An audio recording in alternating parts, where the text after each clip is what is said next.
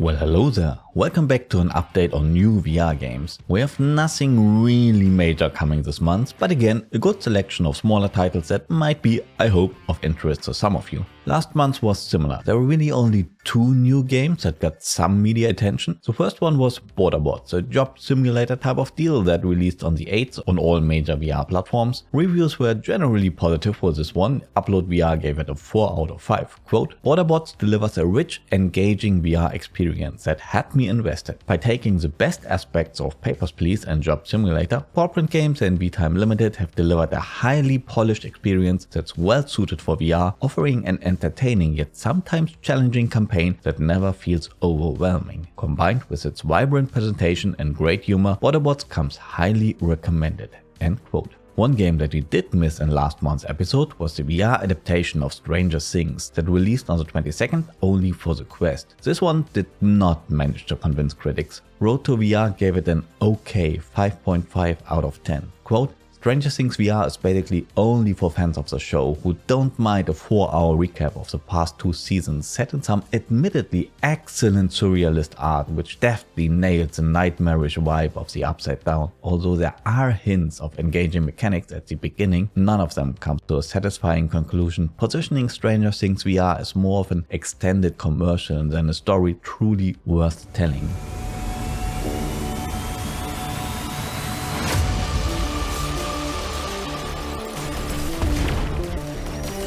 In Swarm 2, you play as Marv, the last surviving grapple commando. Armed with pistol and grappling hook, it is on you alone to save Earth from the invading swarm. Swarm 2 builds upon the foundations that were laid with the first game back in 2021, this time adding a roguelike progression system to the mix that allows you to permanently upgrade your skills and combine dozens of perks to customize your playstyle. The first part was rather well received with high review scores, mainly praised for the fun gameplay and challenging difficulty. The prevailing tagline for the series is Spider-Man with guns. Swarm 2 is scheduled for a release on March 7th only for the Quest. The trailer for that game has over 100,000 views on YouTube, which seems a lot, a bit too much one might say, and it has comments disabled and likes hidden. That's don't do that. That's a big red flag.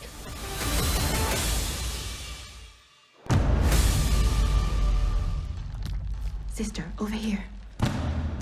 What news?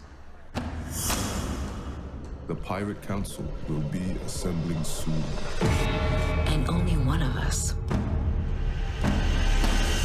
will be crowned leader. Zheng Yi Sao was from the moment of her husband's death in 1807 up to her surrender to the Qing Dynasty in 1810 the commander of the Guangdong Pirate Confederation. Her fleet consisted of hundreds of ships and around 50,000 men. She was one of the most powerful pirates that ever sailed the seas. That is a true story, a story well worth telling, and it has been told several times across all forms of media. The Pirate Queen, a forgotten legend, tells a story in form of a VR-only, story-rich, narrative-driven puzzle-adventure game. Directly after her husband's death, you'll guide the Pirate Queen through several puzzle-based encounters with a grand goal to establish leadership over the pirate army. I don't know why, and I don't know how, but somehow they bamboozled Lucy Liu into doing voice acting for this one.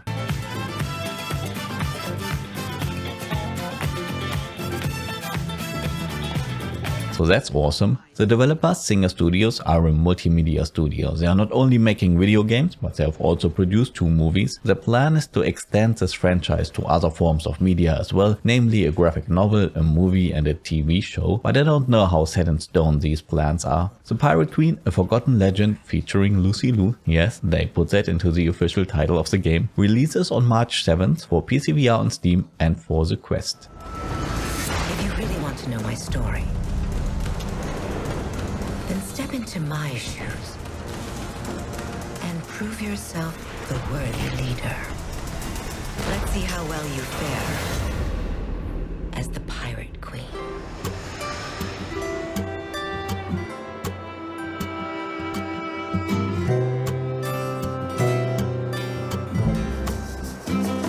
Little Cities is a cozy city builder created from the ground for VR that initially released nearly 2 years ago only for the Quest. Either play through a multi-island campaign, each island providing unique challenges, or build your own dream island in the sandbox mode. You'll need to balance resources, manage happiness and endure natural disasters. It's a city builder alright, just in VR and more on the laid-back cozy vibes side of things. On March 12th, the game gets a PSVR 2 port that is called Little Cities Bigger. It contains a complete game including the Snowy Islands DLC and gets all the typical uplifts you'd expect. No word on the PC release so far.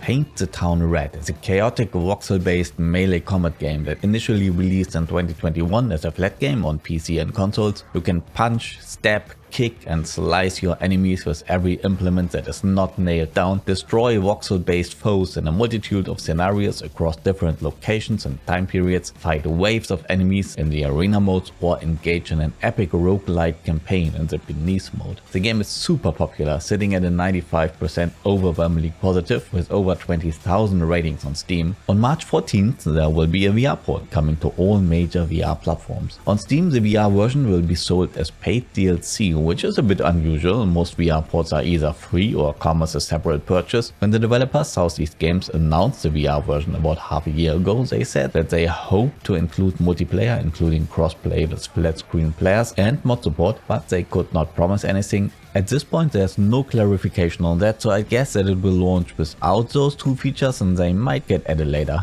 Maybe. Whatever it will be, I think this looks super fun.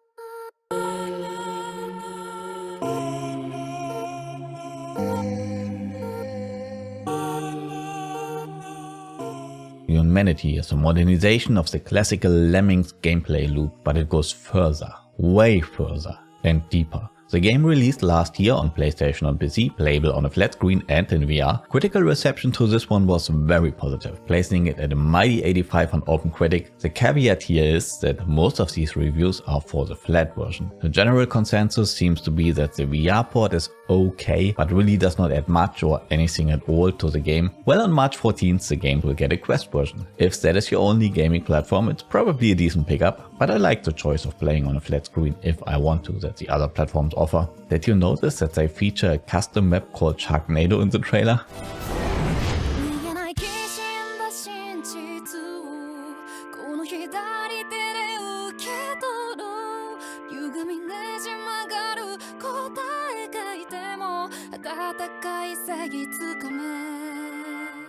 Marine City, Astrum Close, crime rate 0.001%. Here, dreams are utilized to prevent crime. When the founder of the so-called paradise is killed in an impossible incident, you, Special Supervisor Hal Cyan, are tasked to unravel a mystery that threatens to plunge the city into disaster. Find clues hidden in the waking world and in dreams, travel into the past to alter reality and collect evidence to prove your theory beyond all doubt. This is an episodic 3-part VR adventure and already the third game in a series of anime VR visual novels. Each game increased actual gameplay and VR mechanics, putting this one somewhere between an adventure and a visual novel. Episode 1 of DYSCHRONIA, originally released in 2022 on the Quest, Episode 2 and 3 were later added as paid DLC. Last year the whole package got a PSVR 2 version, and on March 17th the game will come to Steam. The Steam version will include all 3 episodes and will be playable in VR or on a flat screen. Reviews for the previous versions of this game were kinda all over the place, so yeah, it depends on your expectations, I guess. If you're down for some VR anime visual novel action, this will probably work for you.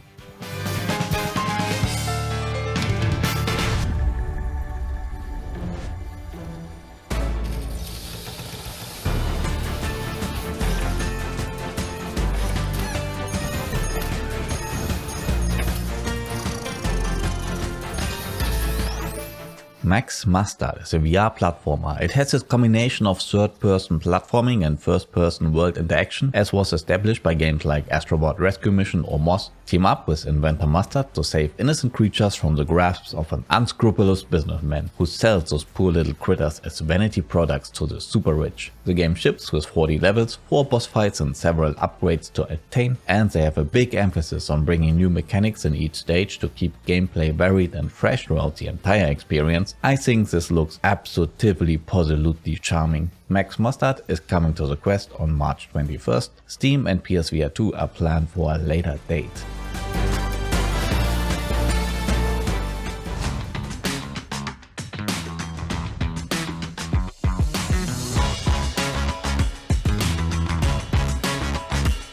I mean, a VR port of Lawn Mowing Simulator. Yeah, sure, why not? Looks kinda ugly compared to the flat game, which is a shame. So yeah, mow your virtual lawn with original licensed equipment, keep that equipment in optimal condition in your HQ, and I guess that's it. If I'd had a lawn in real life, I'd take great pleasure in keeping my virtual lawn all neat and tidy while letting my actual lawn grow wild. But I don't have a lawn. Sad times. Lawn Mowing Simulator VR comes only to the Quest on March 21st. Fun fact, the trailer on Meta's official YouTube channel has audio watermarks for the stock music used in it. That's quite embarrassing. The trailer on the publisher's YouTube channel is okay.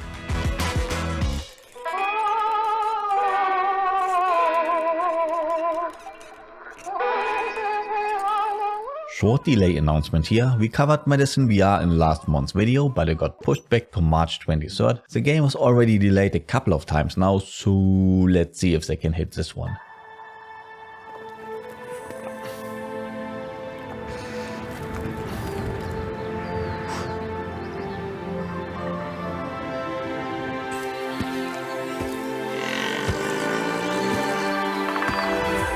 New Settlement is a VR spin-off of the highly popular survival RPG, village builder, whatever, medieval Dynasty. This is not a port, it is a completely new game, though at its core it's pretty much the same. You will gather resources, hunt, cook, cultivate fields, construct buildings, all with immersive VR mechanics. In the beginning it is about pure survival, but as the game progresses you will build a bustling medieval settlement and shape your own dynasty. I love the idea of a VR medieval dynasty. That could be a world I can lose myself in. But as with Lawn Mowing Simulator, this will only come to the Quest, and the visual downgrade they had to do to make it run on mobile hardware, that's just not doing it for me. Medieval Dynasty New Settlement is scheduled for March 28th to release only on the Quest.